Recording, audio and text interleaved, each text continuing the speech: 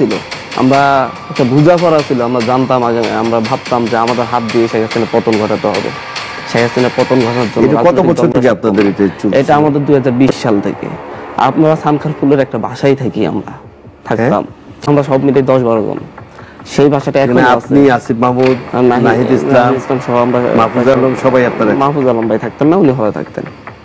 ছাত্রশক্তি সেই ছাত্র জনতার অভ্যুত্থানটা 24-এ হয়েছে। হয়তো আমরা ভাবিনি এত দ্রুত হবে না, আমাদের ছাওয়ার সাইডে ফ্যাসিস্ট হাসিনা কিছু ভুলের কারণে খুব দ্রুত হয়ে গেছে, কিন্তু সত্যটা কিন্তু অনেক দিনের। যখন কেউ প্রিয় দর্শক, আমি শ্রুতি খান চলে আসছি টক্স বিডি নিউজ চ্যানেল থেকে। যদি আমাদের চ্যানেলের কোনো খবর আপনার ভালো লেগে থাকে, এই খবরের চ্যানেলটি একমাত্র আপনাদের জন্যই, এই সংবাদ মাধ্যম, আপনারা এটি সাবস্ক্রাইব করে আমার পাশে থাকবেন আমি আশা করি, এবং আমাদের এই খবরগুলো ভালো লাগলে শেয়ার করবেন। দেখেন, আজকের জুলাই আন্দোলনকে কেন্দ্র করে এবং বিগত 15 বছর শেখ হাসিনা ক্ষমতায় আসার পর থেকেই যে ষড়যন্ত্রের হাতছানি দিয়েছিল এই সমন্বয়ক গোষ্ঠী, যেটা আব্দুল হান্নান নাগরিক টিভিতে প্রকাশ করেছেন স্পষ্টভাবে, এবং সরল স্বীকারোক্তিতে বলেছেন যে আমরা এই সরকার ক্ষমতায় বসার পর থেকেই 15 বছর ধরে টানা ষড়যন্ত্র করেছি, এবং এটা ষড়যন্ত্রই বলতে গেলে আমরা প্রকাশ্যে বলবো, এটাকেই তারা বিপ্লব মনে করে, এবং আমরাই গুজব ছড়িয়েছি, এটা কিন্তু স্পষ্ট স্বীকার করেছে। তো দেখেন, যেই জনগোষ্ঠী ষড়যন্ত্র করলো এবং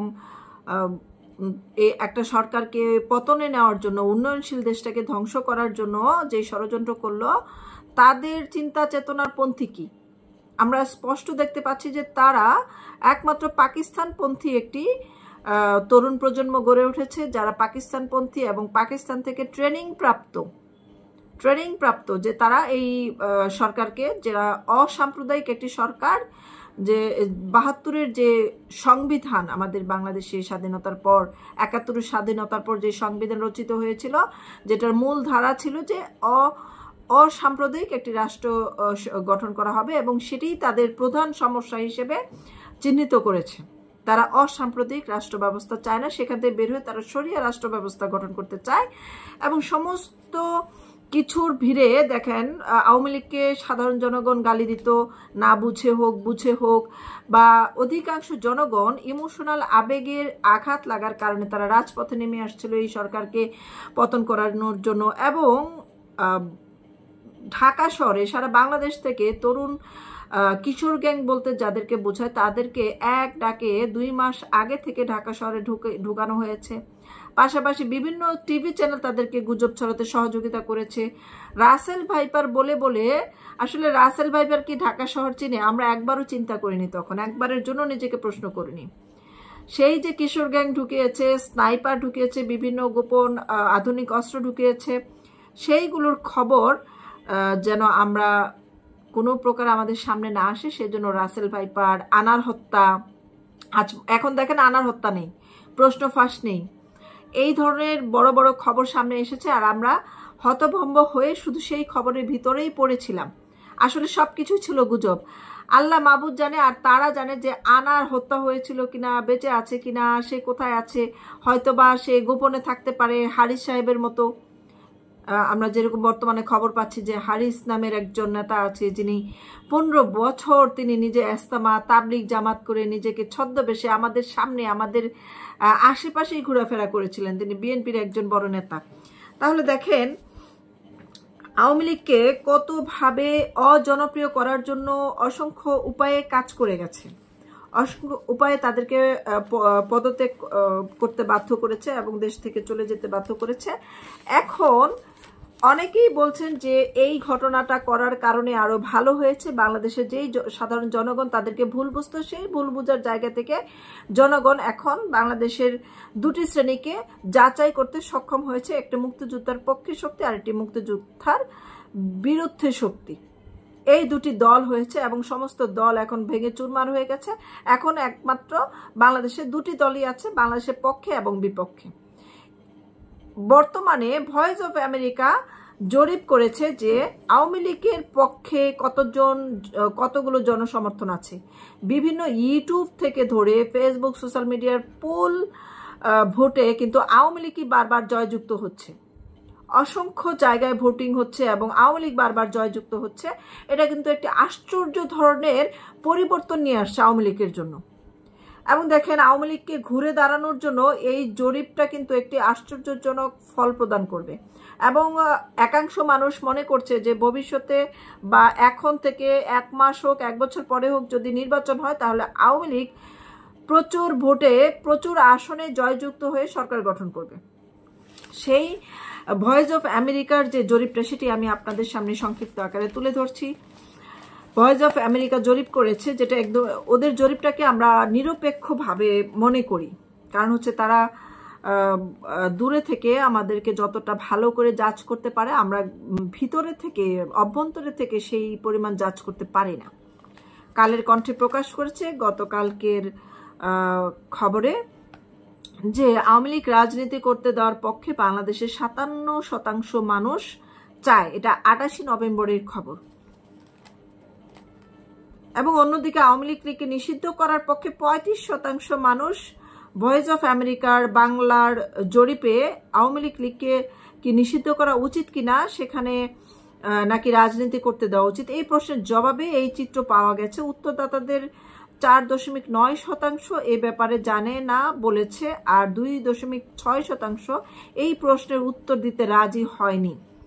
অন্য উত্তরদাতাদের তুলনায় 18 থেকে 34 বছর বয়সী তরুণ উত্তরদাতা 39.9% আওয়ামী লীগ নিষিদ্ধের পক্ষে বেশি সংখ্যায় মত দিয়েছে। অন্যদিকে 35 বছর থেকে তার চেয়েও বেশি বয়সের উত্তরদাতাদের 30.8% আওয়ামী লীগ নিষিদ্ধের পক্ষে। গত 13 থেকে 27 অক্টোবর ভয়েস অফ আমেরিকা দেশব্যাপী একটি জরিপ পরিচালনা করে। সুনির্দিষ্ট ক্লোজ অ্যান্ড প্রশ্নমালার উপর ভিত্তি করে কম্পিউটার অ্যাসিস্টেড টেলিফোন ইন্টারভিউটিং এর মাধ্যমে দেশের 8টি বিভাগের 18 বছরের চেয়ে বেশি বয়সী 1000 মানুষের মধ্যে জরিপটি পরিচালিত হয়, যা গতকাল বুধবার প্রকাশ করা হয়।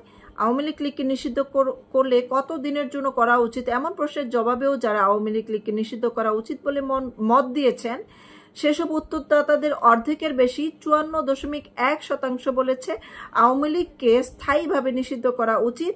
নিষিদ্ধের পক্ষে মত দেওয়া উত্তরদাতাদের 15.2% দেখতে চায় আওয়ামী লীগকে 10 বছরের বেশি সময় নিষিদ্ধ করা হয়েছে, আর 5 থেকে 10 বছর নিষিদ্ধ করা হয়েছে দেখতে চায় 8.9% মানুষ। আওয়ামী লীগ নিষিদ্ধের পক্ষে মত দেওয়ার উত্তরদাতাদের 11.2% চায় 1 থেকে 5 বছর নিষিদ্ধ, আর 3.3% বলেছে তারা 1 বছরের জন্য আওয়ামী লীগ নিষিদ্ধ করার পক্ষে, মাত্র 1 বছরের জন্য। এ বছরের উত্তরদাতা এ ব্যাপারে উত্তর দিতে চায়নি 1.8 এবং জানে না বলেছে 5.5। আসলে এক খবরই ঘুরে ঘুরে। যাই হোক, খবরটি আপনারা জানতে পারলেন যে আসলে কত শতাংশ মানুষ এখনো আওয়ামী লীগকে ক্ষমতায় দেখতে চায়। এবং আপনারা বিভিন্ন টিভি মিডিয়ায় বিভিন্ন জায়গায় দেখবেন সাধারণ মানুষ শুধুমাত্র শেখ হাসিনার জন্য কান্নাকাটি করছে। কেন শেখ হাসিনা এত জনপ্রিয় হয়ে উঠলেন? কারণ শেখ হাসিনা সর্বস্তরের মানুষের জন্য কাজ করে গেছেন, সর্বস্তরের মানুষের রুটি রুজির ব্যবস্থা করেছেন, এবং তারা যদি বলেন যে কিভাবে করছে, তাদের কাজ করার যে সুযোগ সুবিধা সেটা সেই ক্ষেত্রগুলো বাড়িয়ে দিয়েছিলেন, সেই জায়গাগুলোর সহজ করে দিয়েছিলেন, এবং মানুষ সর্বনিম্ন একটি দিনমজুরও দিনে 1,500 থেকে 2,000 টাকা কামাই করতে পেরেছে বা আয় করতে পেরেছে। এখন যারা 2,000 টাকা আর্ন করতো তারা এখন 500 টাকাও আর্ন করতে পারে না।